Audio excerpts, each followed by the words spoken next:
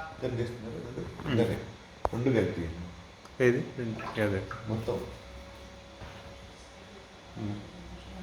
నామాని కృతరాస్తే ధాతా ప్రస్థాన్ జముదా జహార ఇటువంటి దీంట్లో ఇది సాక్షాత్ విఘ్నేశ్వర శాలగ్రామం. నేను ఇన్ని రోజుల నుంచి వైష్ణవ శాలగ్రామం అనుకుంటున్నాను.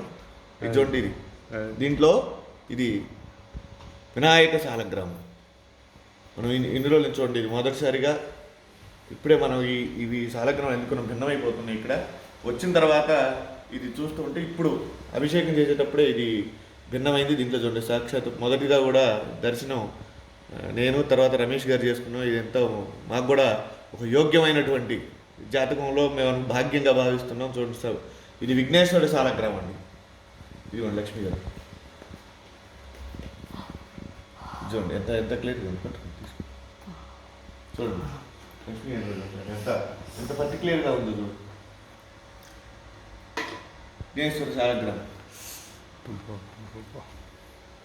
భగవంతుడి కృప, అసలు భగవంతుడు ఇది ఉన్నారు అంటే భగవంతుడు ఉన్నాడు అని చెప్పడానికి కొన్ని నిదర్శనాలు ఎట్లా ఉంటాయి అంటే కొన్ని రకాలుగా మనకు చూపిస్తూ ఉంటాయి. దానిలో భాగం చూడండి, వాళ్ళకి అర్థం కాదు తర్వాత